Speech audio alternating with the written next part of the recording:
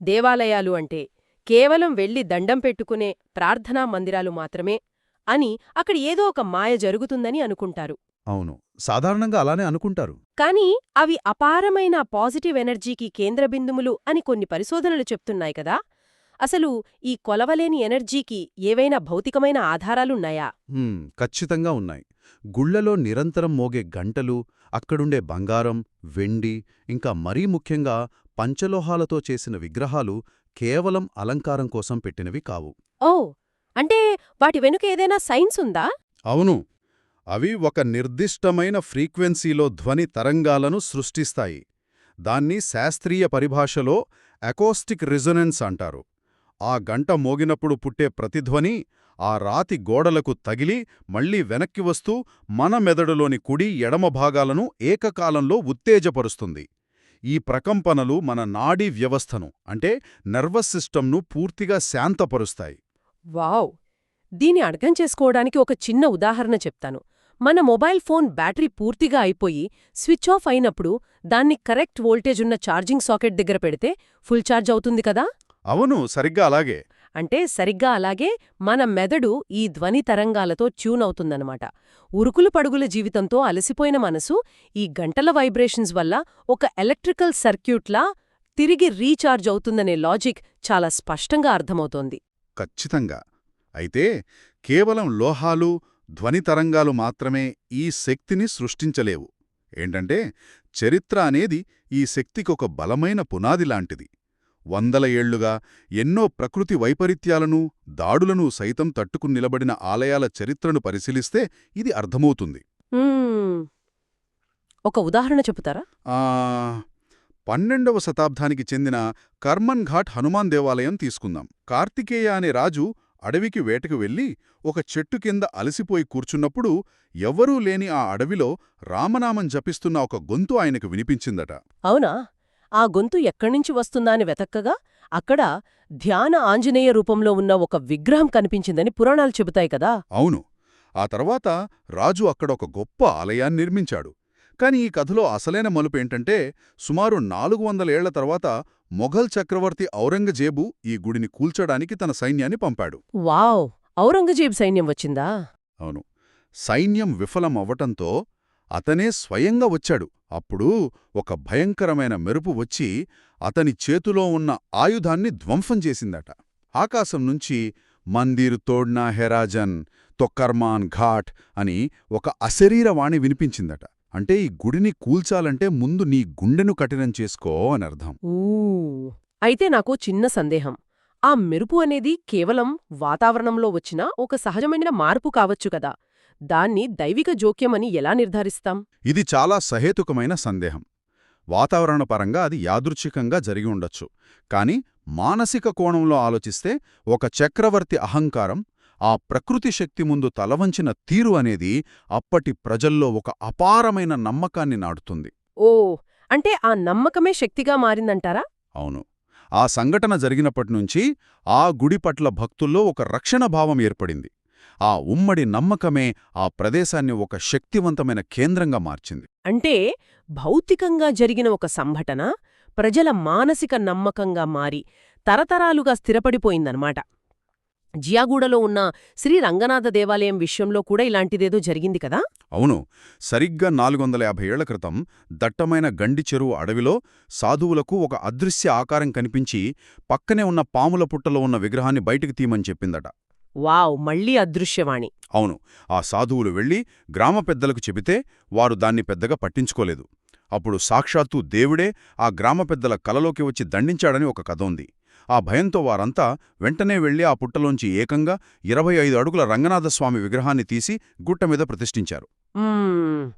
కలలో దేవుడు కనిపించి దండించడం అనేది బహుశా వారి అంతర్లీన భయానికి ప్రతిరూపం కావచ్చు.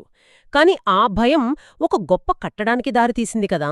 అవును, ఒక భయం గుడిగా ఎలా మారుతుందో చెప్పడానికి హైదరాబాద్ నడిబొడ్డున ఉన్న కట్టమైసమ్మ టెంపుల్ కూడా ఒక గొప్ప ఉదాహరణ. సుమారు 100 ఏళ్ల క్రితం గోల్కొండ పటేల్ కుటుంబం ట్యాంక్ బండ్ నిర్మిస్తున్న సమయంలో కట్టదాటేవారి భద్రత కోసం ఈ అమ్మవారిని ప్రతిష్ఠించారు. 1908లో హైదరాబాద్కు భయంకరమైన వరదలొచ్చినప్పుడు అప్పటి నిజాం నవాబు సైతం వచ్చి మొక్కుకున్నాడని చారిత్రక ఆధారాలున్నాయి కదా. ఖచ్చితంగా. ఆ వరదల నుంచి హైదరాబాద్ను రక్షించింది కట్టమైసమ్మ తల్లి మాత్రమే అని అక్కడి ప్రజల ప్రగాఢ విశ్వాసం.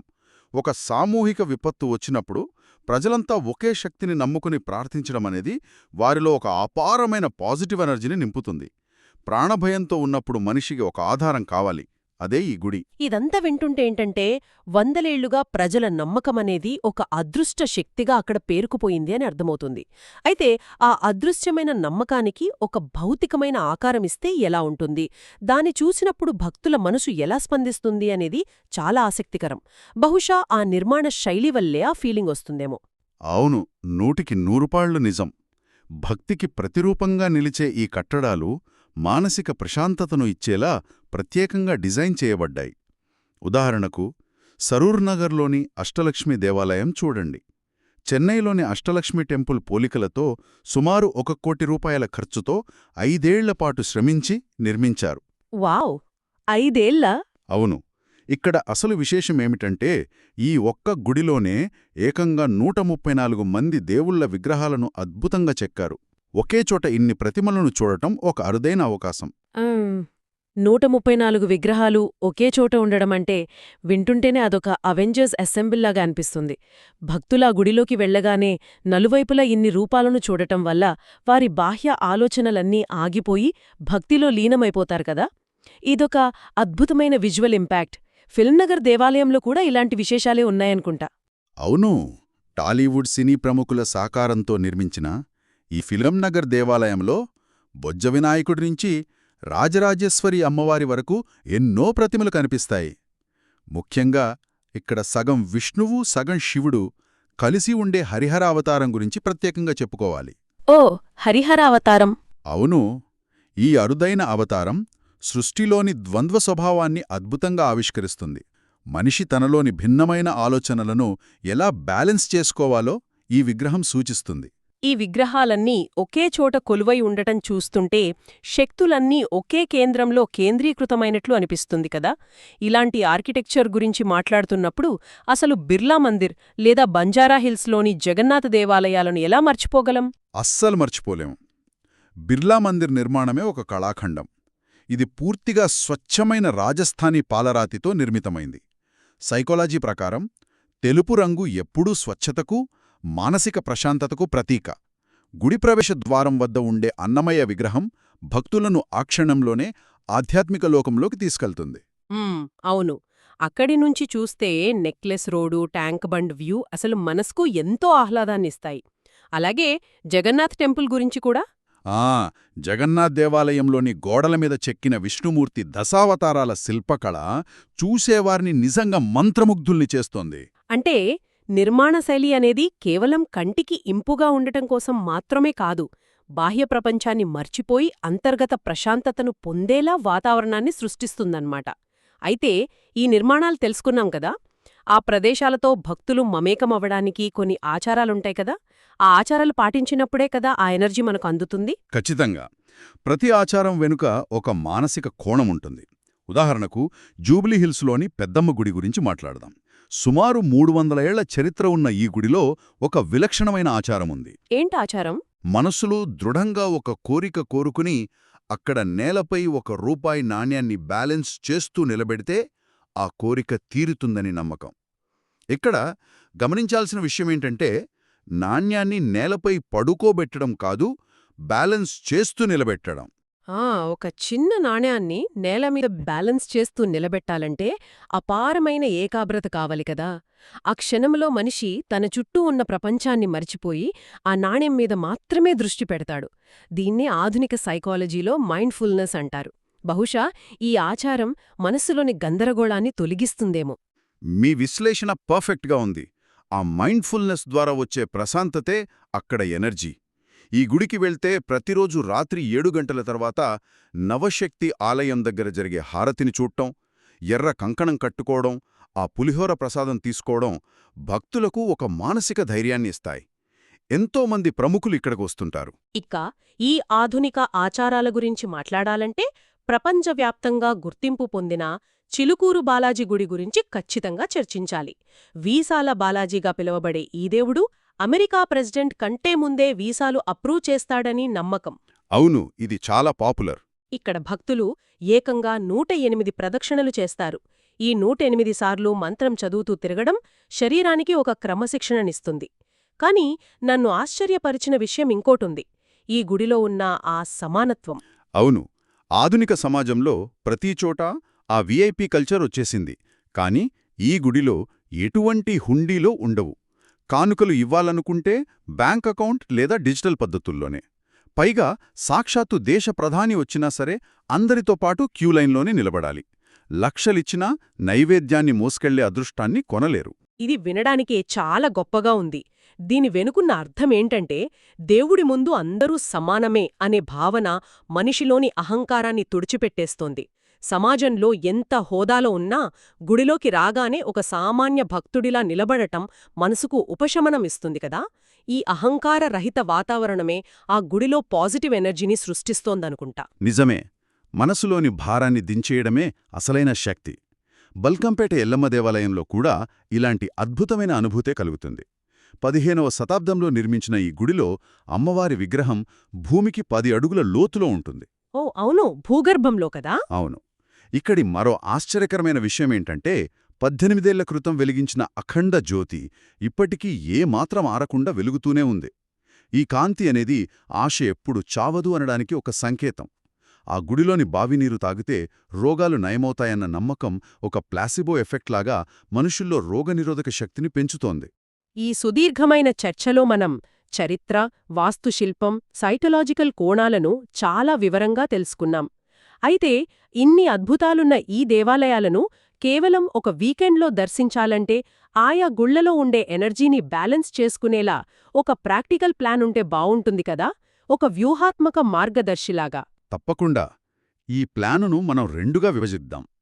శనివారం నిర్మాణాలు, ఆదివారం ఆధ్యాత్మిక శక్తి అని. శనివారం ఉదయాన్నే ట్యాంక్ బండ్ వైపున్న కట్టమైసమ్మ దర్శనంతో ప్రారంభించాలి.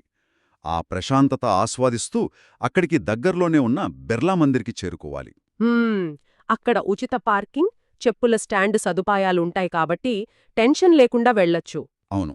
ఆ పాలరాతి సౌందర్యాన్ని చూశాక మధ్యాహ్నం భోజనం ముగించుకుని సరూర్ నగర్లోని అష్టలక్ష్మి టెంపుల్కి వెళితే ఆ 134 విగ్రహాలను నిశితంగా గమనించడానికి సమయం దొరుకుతుంది.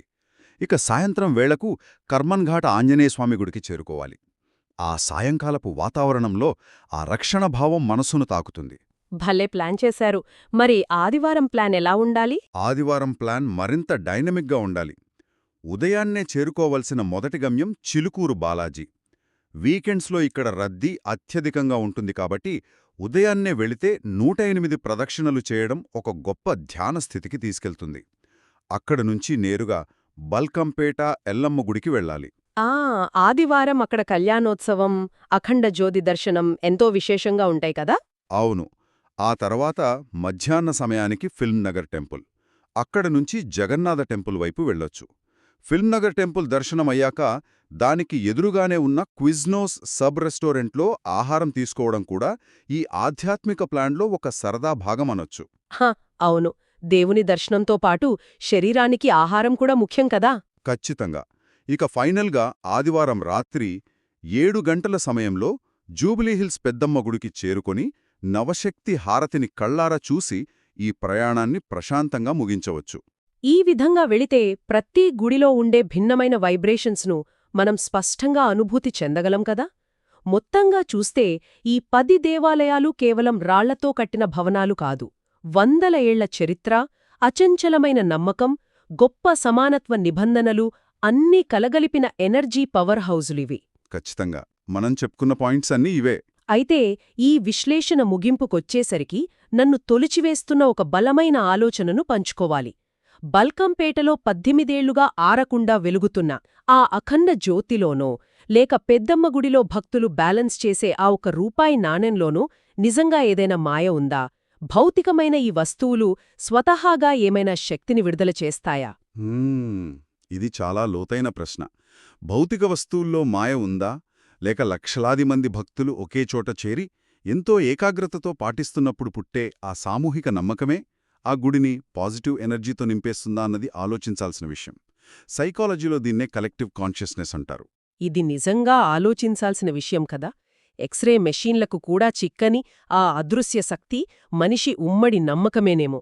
ఇన్ని దశాబ్దాలుగా లక్షలాది మంది తమ బాధలను ఆ గుళ్లలో వదిలేసి ప్రశాంతతను వెతుక్కుంటున్నారు. వారి సామూహిక విశ్వాసమే ఆ గోడల్లో నిక్షిప్తమై ఉండవచ్చు. ఈ అంతుచిక్కని శక్తి గురించి మరెన్నో ఆలోచింపజేసే అంశాలతో మన తదుపరి విశ్లేషణలో మళ్ళీ కలుద్దాం. అంతవరకు కొత్త విషయాలను అన్వేషిస్తూనే ఉండండి.